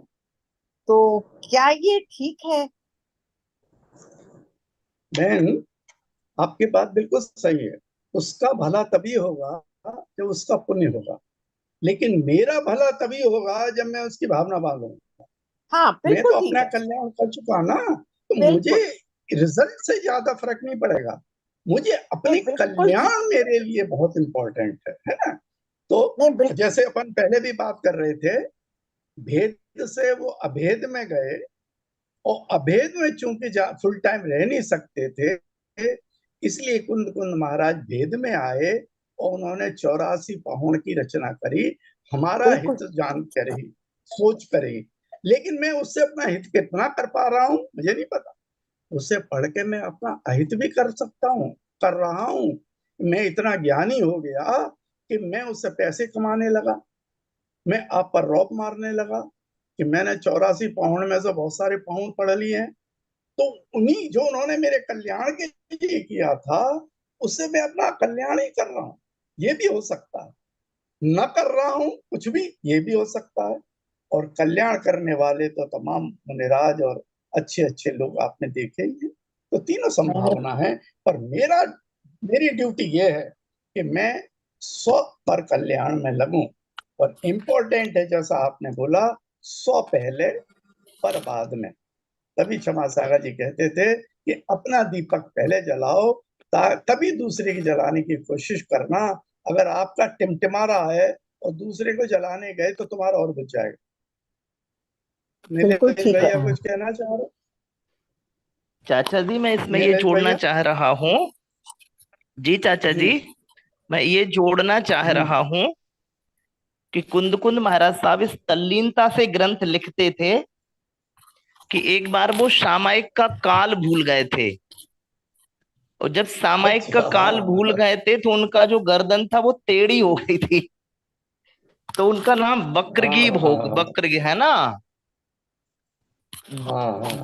दूसरा एक और जोड़ना चाह रहा जो आपने कहा, वो बड़े महाराज साहब का एक बहुत अच्छा वचन है, विद्यासागर हम्म महाराज साहब का, हम्म। स्व स्वोपकारी ही परोपकारी है। बिल्कुल सही। तीसरी बात, जब नीरज बाबूजी है, नीरज चाचा जी जो है हमारे, जब ये भारत आते होंगे ना, तो वहां पर हम्म। जो अटेंडेंट रहते हैं वो इनको अलर्ट करते हैं कि आपात की स्थिति में पहले अपना मास्क लगाएं। सही बात। जी जी चाचा जी, बस सही इसलिए सही। स्वोपकार प्रमुख होता है। बिल्कुल जी सही। विशाल भाई। किसी का मैंने देखा था मुकुल, या किसी का हैंड रेस था। Mukul, over to you. सिर्फ एक्चुअली में मेरे को जो वाक्य जैन अंकल ने बताया था कि इस तरीके से करके कि लास्ट में त्रियंच गति या नरक गति के बारे में जो बता रहे थे, तो उसमें मैं बस सिर्फ यही समझना चाह रहा था कि एक चीज मैंने भी सुनी थी समर्थ सागर जी महाराज की, जिसमें वो बोलते हैं कि नॉर्मली ये बोलते हैं कि साधु करते क्या है। साधु तो एक ही जगह पे बैठे रहते हैं, अब उनको तप कर लेंगे और कुछ कमाना वगैरह कुछ है नहीं, तो हम लोग क्या ऐसा करते हैं खास, तो इसमें क्या है। तो वो ये बोलते थे कि परिणाम जो हमको होते हैं, परिणाम अपने संभाल के रखने होते हैं, वो सबसे बड़ा तप है। तो क्या हम जब हमारी लास्ट मूवमेंट होता है, तो इसके अंदर जो गति होती है, आगे की जो भी गतियां होती हैं, क्या वो परिणाम पे डिपेंड करते हैं, या किस तरीके से वो कैसे डिसाइड होते हैं। क्योंकि कई बार देखा गया है कि नरक गति वाला जीव भी आगे चल के इमीडिएटली देव गति में जाता है और वो फिर मोक्ष को चले जाता है। तो है क्या नरक का? नरक गति का जीव मतलब शास्त्रों में कहीं कहा कि वो एक दो भव के अंदर ही तुरंत वो जाके देव हाँ, डायरेक्ट नहीं देव जाएगा। अच्छा हाँ, वाया हाँ मनुष्य। तो क्या परिणाम ही मैटर करते हैं, या उसका पूरे जिंदगी के जो कर्म होते हैं जो उसने किए वो भी मैटर हाँ करते हैं, और किस तरीके से कैसे इसकी कैलकुलेशन, मतलब आई मीन हाँ उसके ऊपर थोड़ा सा हाँ। वही मेरे को पूछना था किस तरीके से। इसमें भैया दो तरह से अपन समझे। एक, आपकी पासबुक की हर एंट्री इंपॉर्टेंट है ना भैया। इनकम टैक्स वाला आपकी सारी चेक करेगा, लेकिन जब आप इनकम टैक्स देंगे तब आपकी लास्ट आपका बैलेंस कितना है उस पर डिपेंड करा। इन अदर वर्ड्स, दोनों चीजें इंपॉर्टेंट है कि आपकी डे टू डे की एक्टिविटीज क्या हैं, और जिस समय आपका आयु बंद हो रहा है, चाहे वो एंड में हो रहा है या इन बिटवीन हो रहा है, 2/3 के बाद हो रहा है, उस समय आपके भाव क्या है। इसका बड़ा एक पीछे जो आइडिया है वो बड़ा सुंदर है। हर समय सावधान सावधान, मुझे नहीं पता मेरी आयु बंद कब बन जाएगी। तो वही मैं बता रहा था कि मेरे भाव इतने नहीं गिरने चाहिए, तमाम आपके पुण्यों के बाद क्रियाओं के बावजूद हो सकता है आप नरक में चले जाएं। तो ये कुछ लकुना उन्होंने छोड़ा हुआ है हमको सावधान करने के लिए कि तुमको ऑल द टाइम सावधान रहना है, लेकिन ये भी कहा है कि साथ साथ डे टू डे करो। एक और पॉइंट इसमें ये आएगा कि अगर मैंने पूरे साल मेहनत की है, अच्छी पढ़ाई की है, तो ज्यादातर संभावना है कि मेरा एग्जाम का रिजल्ट अच्छा है। लेकिन ये भी हो सकता है कि अगर मैंने स्वास्थ्य ठीक नहीं रखा और लास्ट मोमेंट में बीमार पड़ गया, मेरी सारी पढ़ाई बेकार चली जाए। तो मुझे दोनों तरह से सावधानी रखती है। पूरी साल मेहनत करके पढ़ना भी है, और एंड में ऐसा ध्यान रखना है कि जिस समय परीक्षा का टाइम आए उस समय मैं बीमार न पड़ जाऊं, ताकि मेरी परीक्षा मिस हो जाए या मैं नरक गति मेरी बंद हो जाए। जी अंकल, ठीक मैं है भाई मुकुल भाई। अंकल मैं हाँ इसमें बिल्कुल एक बात ठीक, एक इसमें बात ठीक है। आपने एक चीज और बोली थी अनेकांत के ऊपर, क्षमा सागर जी महाराज का, बिल्कुल। वो पूरी तरह मैं समझ नहीं पाया था कि अनेकांत में कैसे, मतलब वो कैसे फिट बैठता है वो चीज जो आप बता रहे थे पंचेंद्रिय का, वो समझ नहीं पाए थे मैं। अच्छा, अरे वाह, वो तो मैं तुमको इतना अप्रिशिएट कर रहा था कि मैंने जो कहा उसका आपने जस्ट अपोजिट कहा या नहीं कहा। मैंने स्टार्ट किया था कि हमारे साथ ये बड़ी दुविधा है कि हम एक इंद्री की बहुत बात करते हैं और पंचेंद्री की केयर नहीं करते, इसलिए हमारा उल्टा पिरामिड है जो कि गिर जाता है। आपने कहा कि एक इंद्री की परवाह कर रहे हैं, शुरू करें, वो बहुत इंपॉर्टेंट है क्योंकि वो इजी है। तब मुझे ध्यान आया कि इसीलिए आचार्य भगवान एक इंद्रियों के लिए इतने पीछे पड़े रहते हैं, पंचेंद्री की इतनी बात नहीं करते।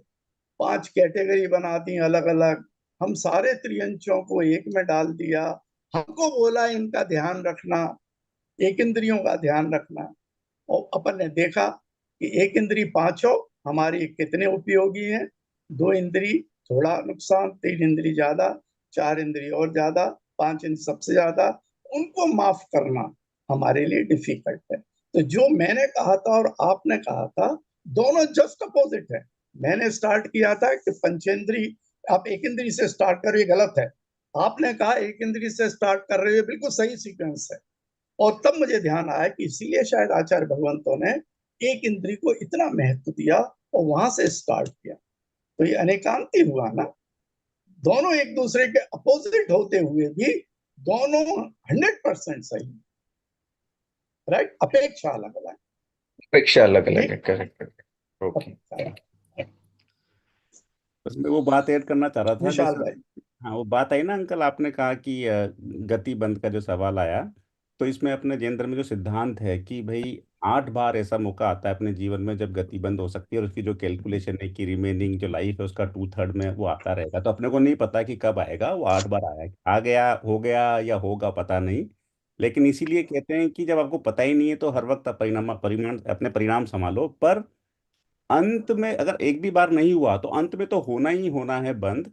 तो इसीलिए कहते हैं कि कोशिश ये रहनी चाहिए कि जीवन का अंत सल्लेख ना लेते हुए समाधि मरण से हो, ताकि अगर आपका उन 8 बार में नहीं हुआ तो वहां तो होना ही है। और दूसरा ये भी कहते हैं कि अगर पहली बार में हो गया तो बाद के जो 7 बार होंगे उसमें हो सकता है आपका वो बंद अच्छा सुधर जाए। जैसे किसी का 7वें नरक में बंद हो गया तो पहले में हो जाए। जैसे राजा सिंह की जो कहानी है, जो उदाहरण आता है कि बंद तो 7वें नरक का हुआ था, पर समझ में आ गया तो सम्यक दर्शन धारण किया तो वो परिवर्तित होकर के पहले नरक का हो। गति नहीं बदलेगी पर उसमें स्थिति बदल जाएगी। तो ये गतिबंध का सवाल और उसको समझना इतना आसान नहीं है, पर बात वही है कि परिणाम हर पल अपने संभले हुए होने चाहिए, पर वो भी हम मनुष्य जीवन भाव भाव में इतना आसानी से नहीं कर पाते हैं। पर हाँ, बहुत खराब तो नहीं होने चाहिए। और अगर गुरुओं का सानिध्य हो और सही संगत हो जाए और हमारा पुण्य बहुत उज्जवल हो तो, और हम अंत समय में बीमार ना पड़े इस तरह से, अब मतलब हमारी बुद्धि सही रहे, शरीर साथ चलता रहे, तो अंत में सही समाधि मरण हो जाए। मैं अभी कुछ रिसेंटली अपने कुछ उदाहरण देखे हैं समाधि मरण के, कि जिनकी स्थिति ऐसी थी कि भैया बचना मुश्किल है, तो वो मुनियों के पास जाकर के उन्होंने समाधि मरण किया। उन्होंने दीक्षा ली एक दिन पहले और विद इन 12 आवर्स 24 आवर्स उनका समाधि मरण हो गया। तो परिवार के जो लोग हैं उनको भी समझ होनी चाहिए कि भाई क्या स्थिति बन रही है, और हर व्यक्ति अपने परिवार को बता के रखे, क्योंकि जरूरी नहीं कि परिवार में सबको ज्ञान हो, समझ हो। तो इतना कह सकते हैं कि भाई जब मैं बुजुर्ग हो जाऊं या मेरी मैं बीमार हो जाऊं और मेरी स्थिति ऐसी हो जाए तो मुझे अस्पताल में ना भेज करके, मुझे वेंटिलेटर पे ना डाल के, मुझे कोमा में ना डाल करके, मेरी स्थिति को देखते हुए अगर आप मुझे कहीं गुरुओं के पास ले जाएं जहां मुझे दीक्षा मिल जाए और समाधि मरण का मौका मिल जाए तो वो करवाइएगा। पर अभी क्या होता है कि ज्ञान नहीं होता कई बार और स्थिति ऐसी हो जाती है, तो कोई व्यक्ति बहुत बीमार हो जाता है तो उसको अस्पताल में भेज देते हैं और फिर वहीं पर उसका अंत हो जाता है, वो वेंटिलेटर पे या मशीनों पे या जो भी है। बहुत मुश्किल है, जो मैं कह रहा हूँ इतना आसान नहीं है, पर इस तरह का ज्ञान प्रवचनों में आता है। तो ये जो गति बंद है और समाधि वरण संलेखना है, वो कैसे होती है, कैसे होनी चाहिए, उत्कृष्ट जगन्य मध्यम जो है 3 तरह की, वो सब चीज़ों का ज्ञान हमें धीरे धीरे अर्जित करना चाहिए। तो बस यही बात मैं इसमें ऐड करना चाह रहा था, गति बंद का और परिणाम, अपने परिणाम संभलने का। इसमें थैंक यू। मैं नीरज भाई एक पॉइंट कहूंगा। एक है आयु बंद और एक है गति बंद। हाँ, दोनों अलग चीज। गति बंद तो हर समय होता रहता है, और चारों, जैसे अपन एक एग्जांपल से समझे, 4 डब्बे हमारे रखे हैं, जैसे भाव होते हैं उसमें उसमें वोट पड़ जाता है, राइट। आयु बंद जो आप कह रहे थे वो 8 मौके आते हैं, 2/3 के बाद, वो पॉइंट है ना। अब इसमें अंत क्यों इम्पोर्टेंट है? अंत इसलिए इम्पोर्टेंट है कि मुझे पता नहीं मेरी आयु बंद हो गई है कि नहीं, मेरे प्रियजन का भी मुझे नहीं पता आयु बंद हो गई है कि नहीं। इसलिए अगर नहीं हुई है तो अंत में डेफिनेटली होगी, तो कम से कम उस समय भावों को मैं संभाल के रखूं। और अंत के भाव सबसे ज्यादा खराब होने की संभावना होते हैं, क्योंकि सारे के सारे प्रियजन मेरे छूट रहे होते हैं, मेरे को तकलीफ भी हो रही होती है, बीमारी आज उस समय क्लाइमैक्स पर होती है। इसलिए अंत संभालना बहुत इम्पोर्टेंट। उसके लिए करें क्या? पहले से प्रिपरेशन करें, अपने मन की भी और अपने परिवारजनों को भी रिपीटेडली उनका माइंड मेकअप करें कि भैया मेरा ध्यान रखना, ये सब मुझे जब अंत आए तो मुझे वहां नहीं ले जाना, वेंटिलेटर मत लगाना, किसी गुरु के पास ले जाना आदि। भैया नीलेश भैया। चाचा जी, एक और बात है ना, आखिरी के सालों में, जैसे अभी अभी यहाँ पर अभी आउट किया है इन्होंने कि 68 ईयर एवरेज उम्र हो गई है भारत में लोगों की। तो आखिरी के सालों में अटेम्प्ट ज्यादा देने पड़ते हैं ना। अगर हमें एक भी अटेम्प्ट नहीं मिला तो आखिरी के, जैसे 70 साल 80 मान के चलिए, तो आखिरी के सालों में अटेम्प्ट ज्यादा देने पड़ रहे हैं, इसलिए वो ज्यादा जरूरी है। ये अटेम्प्ट वाला पॉइंट समझ में आया विशाल? अपॉइंटमेंट पॉइंट ये है कि 2/3 निकल गई। 81 में अगर मैं लेकर आया हूं तो 57 निकल गई, अब कितनी बची? उसका 2/3, उसका 2/3। तो वो जो अटेम्प्ट भैया कह रहे थे, बड़ी शॉर्ट पीरियड पे वो अटेम्प्ट आएंगे, तो अब मुझे एंड में ज्यादा संभालना है। हालांकि ये बात अलग है, भैया मुझ पर टॉन्ट मार रहे हैं कि 68 हो गई, आपकी 78 कर क्या रहे हो यहाँ पर। नहीं, मैं समझ रहा। अच्छा, मेरा एक क्वेश्चन था, I know time is short, कि जो कहा ना कि आपने कहा, विभा जी ने कहा कि पुण्य का, और नीरज भाई ने कहा कि पुण्य का उपयोग करें, उपभोग ना करें। तो एक तरह से देखा जाए कि जो भी हम कमा रहे हैं वो ज्यादा कमा रहे हैं, और मालूम पड़ा उसको करके हम ज्यादा एक्यूमुलेट कर रहे हैं, परिग्रह कर रहे हैं, प्रॉपर्टी ले रहे हैं, उसमें टाइम भी लगा रहे हैं, तो एक तरह से सारा वो वेस्ट है, टाइम का भी वेस्टेज है। और हम बिल्कुल ही, जबकि बता रहा हूँ फ्रेंकली कि एक ये डिबेट होता है कि हम कमा क्यों रहे हैं, तो why are we earning, is it कि मतलब just to accumulate and that just bother me, कि अदरवाइज कि व्हाट फॉर एक्चुअली, राइट। तो मालूम पड़ा हम तो सिर्फ एक्यूमुलेट करते जा रहे हैं और उस चक्कर में और बनते जा रहे हैं। जैसे आज का देखो एग्जांपल, मेरे 5 घंटे गए किसी प्रॉपर्टी के चक्कर में, लास्ट 2 3 हफ्ते महीने से चल रहा है, तो उस चक्कर में मालूम पड़ा जबकि है जो है सफिशिएंट है, लेकिन it just pools you in, and more you earn more you get dragged into. तो वो एक बिल्कुल वही है कि संसार चक्र में फिर फंसे हैं हिसाब से हम, राइट। सो इसका तरीका एक यही है बंधु कि साथ साथ अपन उसको अपने इमरजेंसी के लिए अपन एक फिक्स कर लें। इसीलिए अणुव्रत जो अपन को दिए जाते हैं, एक सीमा बांध ली जाती है। आज की तारीख में मुझे बड़ी बीमारी होगी तो मुझे कितना चाहिएगा? 5 लाख, 10 लाख, 20 लाख, 20 करोड़ तो नहीं ना भाई।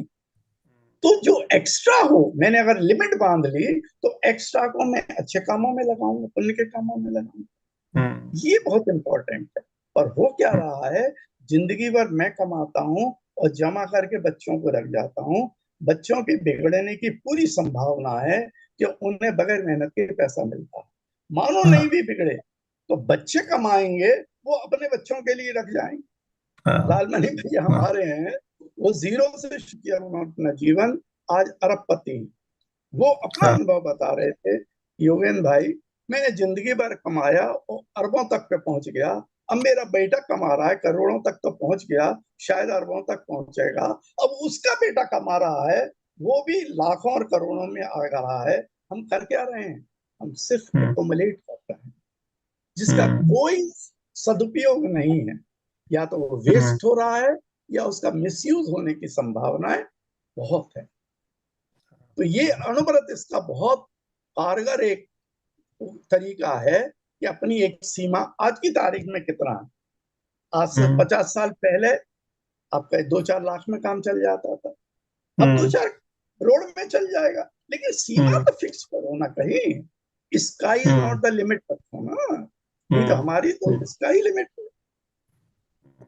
बिल्कुल ये बिल्कुल बहुत बिल्कुल। इम्पोर्टेंट। ठीक है, ठीक है अंकल। अच्छा, हमारे लास्ट बात 2 आई, मिनट है। हाँ हाँ जी इसमें नीरज भैया।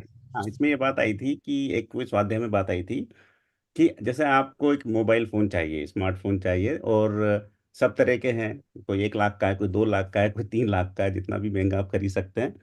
तो जब आपकी हैसियत है कि आप 1.5 लाख रुपए का खरीद सकते हो, तो ऐसा कहते हैं कि भाई अगर आपको जो काम जिस पर्पज के लिए चाहिए वो 1 लाख में अगर वो फोन आ रहा है उस तरह का, तो जो आपका बजट 1.5 लाख का है ना, उसमें से 50,000 रुपये आप पुण्य के काम में लगा दो, जहां भी पुण्य अच्छा। सही कार्य है, और 1 लाख का खरीद लो।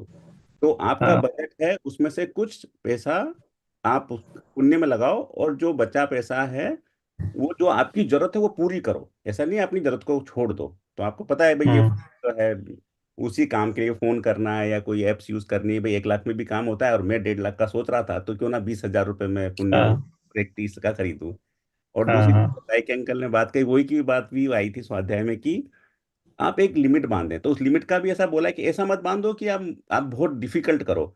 आपको पता है हाँ कि आपको 10 शर्ट्स चाहिए, 10 शर्ट एक वीक में चाहिए, तो आप लिखो मैं 15 शर्ट खरीदूंगा। हाँ आप 10 की जरूरत है, लेकिन आप उसको 2 गुना लिख लो कि भाई 20 खरीदूंगा मैं। आपको ज्वेलरी इकट्ठी करनी है कि मुझे 1 किलो सोना का ज्वेलरी चाहिए, तो आप 2 किलो की लिख लो आप। आपको आपको एक ठीक कार बात है। खरीदनी है और आपके पास हैसियत है 5 कार की, तो आप लिख दो मैं ना 2 कार खरीदी और 5 की से, तो बोलो मैं 4 कार खरीद के लिमिट करता हूँ अपनी। तो आपने अपनी जरूरत की तो चीजें हैं, लेकिन आपने एक बांध ली पर कि आप गलती से आप लिमिट क्रॉस नहीं करेंगे, और 4 कार के ऊपर का जो भी पाप लगना है वो आपको वो नहीं बच लगेगा। जाएंगे। हाँ, और आपने हाँ लगाई नहीं वो लिमिट, तो आपने खरीदी तो 2 ही है, लेकिन हाँ आपका पाप का अर्जन तो अनलिमिटेड हो गया। तो हाँ इस तरह की हाँ ये थ्योरेटिकल हाँ। कॉन्सेप्ट है जो कि अपने को नहीं नहीं, सही बात है, सही चाहिए, बात है। और एक मोटिवेशन तो चाहिए हाँ लगातार, कोई नहीं है बात सही है, पर सीखना तो चाहिए, अपने को ज्ञान में तो आना चाहिए। तो स्वाध्याय में और आया था, एक आज चर्चा में आया था ये, इसलिए मेरे को एकदम सी बात याद आ गई, तो मैंने और कहा नीरज, एक दफे अगर अपन ने लिमिट फिक्स की, जी अंकल। कुछ भी XYZ, फिर मेरी टेंडेंसी हो जाएगी उसको धीरे धीरे कम करनी, क्योंकि मुझे उसमें आनंद, मैं हर समय अलर्ट रहूंगा कहीं मैं एक्सीड तो नहीं कर रहा, फिर कम करने के बाद। दूसरा आप देखिए, दान करने का 25% रखा उन्होंने अपर लिमिट, तो भाई 75 यूज करो ना, किसने मना करा, पर 25 तो दो, हम तो 25 भी नहीं देते। और लास्ट आइटम क्षमा सागर महाराज का, 3 कैटेगरी, आवश्यक आवश्यकताएं, आरामदायक आवश्यकताएं और विलासपूर्ण आवश्यकता।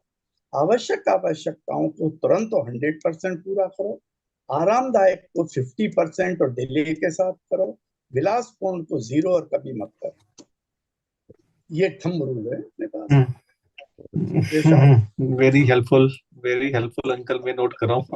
आवश्यक, आरामदायक और विलासपुर। आवश्यक धीरज भैया, आवश्यकताएं, हाँ, आरामदायक विलासपूर्ण, आवश्यकताएं और विलासपूर्ण आवश्यकता। हाँ, ठीक है। बहुत बढ़िया सेशन रहा। मुझे अपना आंसर मिल गया आज का, जो मुझे चाहिए था नीरज भाई आपकी उसमें। Thank you so much everyone, सबको धन्यवाद। नीरज भाई आपका बड़ा बड़ा धन्यवाद, आपने इतना इजीली एक्सप्लेन किया। एंड वाईके अंकल, नीरज भैया, सबको समय हो गया हमारा, सबको फिर विशाल हम भाई, सबसे आगे रहते हैं। हाँ जी, हाँ जी, बिल्कुल करते हैं अपने प्रोग्राम को, तो आप हाँ जी, अपनी बात कह लें, फिर उसके बाद मैं शेयर कर दूंगा जिनवानी स्टूडियो। हाँ प्लीज आप शेयर कीजिए नीरज भैया, है ना? हाँ अच्छा, आप अंत करें अपने सेशन का फिर अपना। हाँ जी, हाँ जी। आप बाइके अंकल और नीलेश भैया दोनों, आपका बहुत बहुत धन्यवाद। आप दोनों आए मेरी स्पेशल रिक्वेस्ट पे। आप आते ही हैं हमेशा, लेकिन मैंने स्पेशल रिक्वेस्ट की थी कि आज कमल अंकल नहीं है, तो आप दोनों रहेंगे तो अच्छा रहेगा, चर्चा बढ़ेगी अच्छे से अपनी। तो मैं शेयर करता हूँ।